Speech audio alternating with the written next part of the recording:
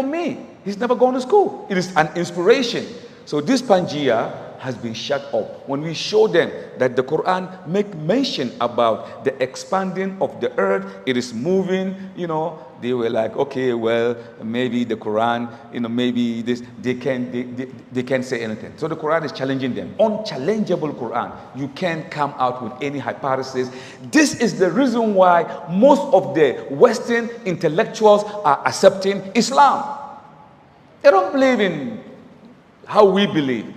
They want to see, they want to touch, they want to analyze. To the laboratory, hatta yatabayyana lahum annahu al-haq, until it becomes true, but they have to physically analyze it. And in doing that, we present them with all this information, and subhanallah, the rate at which people are accepting Islam in America is paralyzing. It's excruciating. I feel so happy. And I give you one lady, I was working. To be a Muslim today in America, it's a new style. To become a Muslim is a new style. I met this lady somewhere in Times Square in America, New York City, and I was going to some embassy, so I stopped there. When I was going back home, I saw this lady, beautiful lady. Don't ask me how do I know. I mean, I have eyes. Yeah, I have eyes. So what happened was that she had on hijab. She looked so beautiful. Imagine a beautiful woman with a hijab. That would be super beauty. The hijab in itself beautified, the women. So I saw her. I was so happy the way she was dressed. So I edged up. I said, "Salaam alaikum, sister." And she was like, "I'm not a Muslim." I said, "You're not a Muslim?" She said, "No." I said, "But you have on the hijab, the this and that." She said, "Yeah." I said, "But why?" She said, "Because anytime I put on this dress, I get respect from everybody." Wallahi. She said, "They open doors for me. When I enter the bus, people get up and give me the seat. I get the respect, so I feel happy to put on this dress." I said, "Look, fine. Let's take it one step further." She said, "What is that?" I said, "I would like for you to take Shahada." She said, "What is Shahada?" I said, "Shahada is bearing testimony about Allah, that He exists, is one, and the books, this and that." She said, "But, I smoke a lot of weed."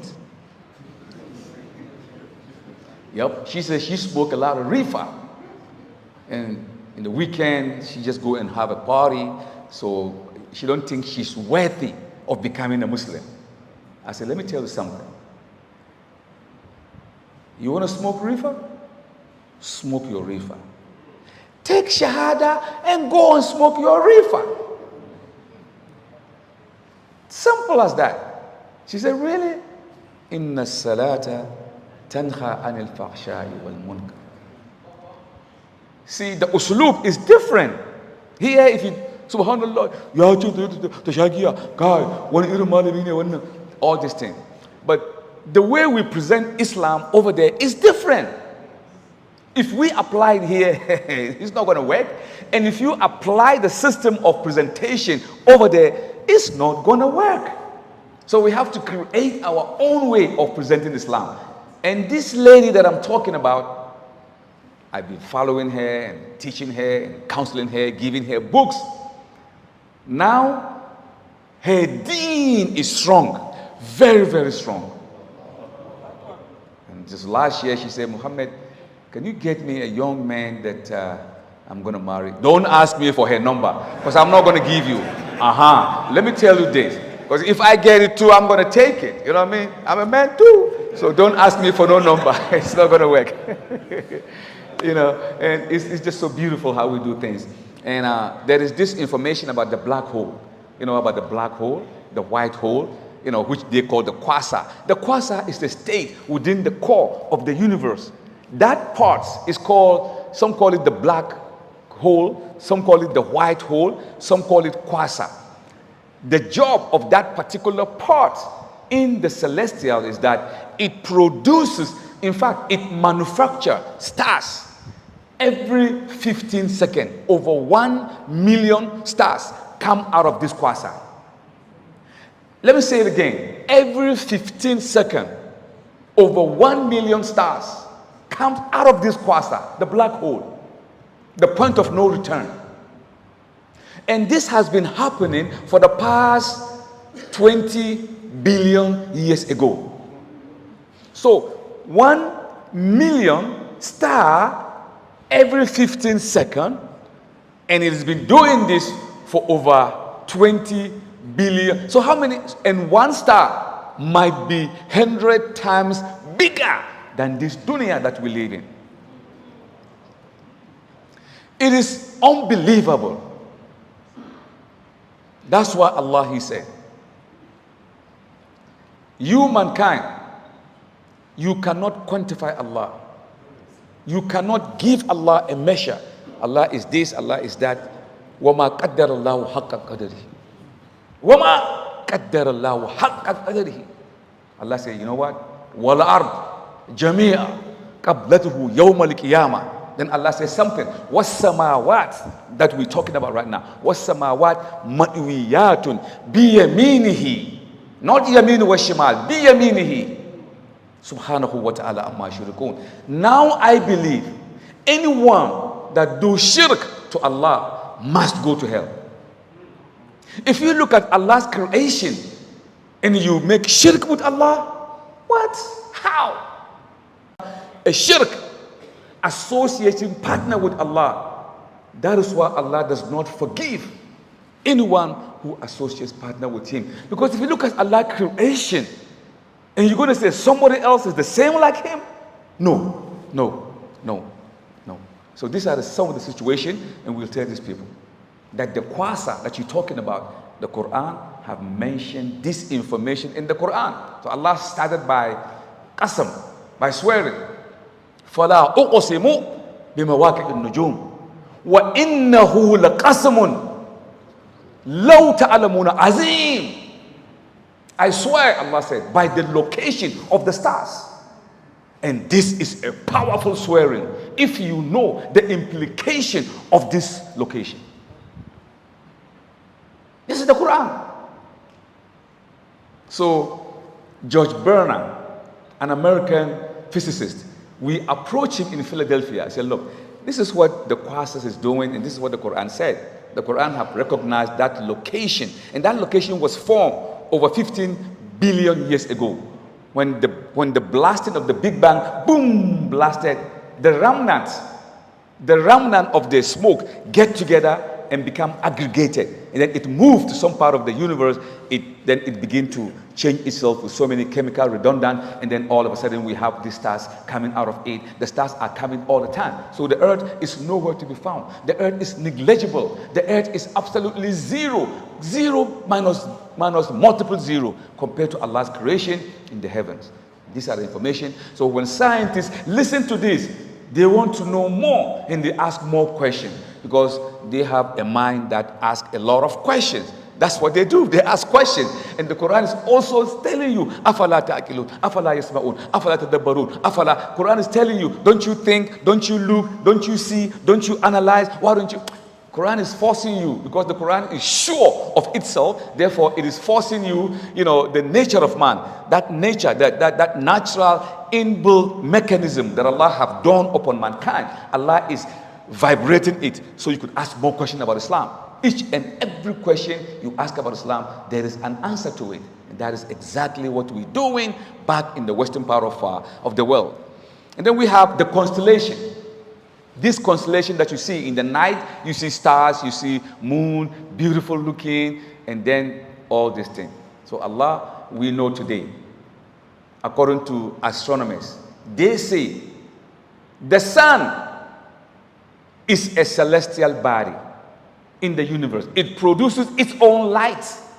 The sun doesn't depend on anybody because every 35 minutes it produces over 100,000 atomic energy, like the one they dropped in Nagasaki and Hiroshima. It produces thousands of them every 35 to 40 minutes. So can you imagine the strength of the sun?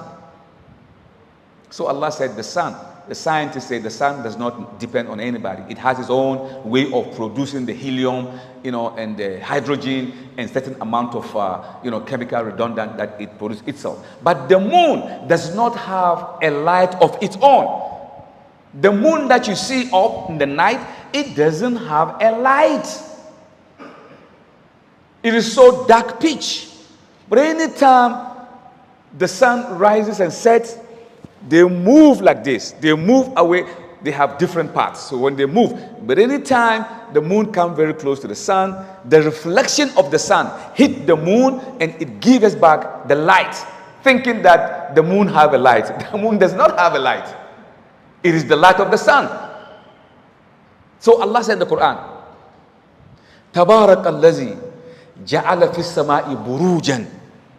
Watch this. Wa ja'ala fiha sirajan wa qamaran muniran. The word muniran in the lexical Arabic connotation, it is something that reflects from something.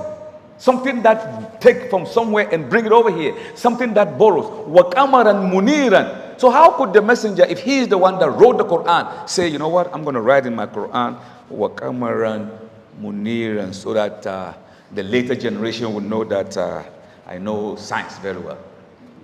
In huwa illa wahayun yuha allamahu shadidul quwa.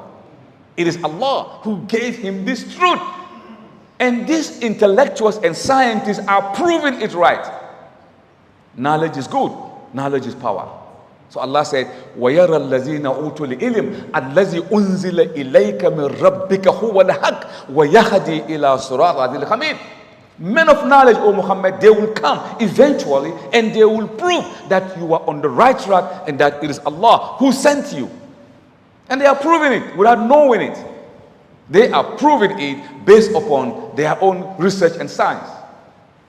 Who told them all these things? They didn't read the Quran. So today we know that the sun is the celestial body, but the moon is not a celestial body because it doesn't produce its own light. The moon is 480,000 miles away from the earth. It's just right here.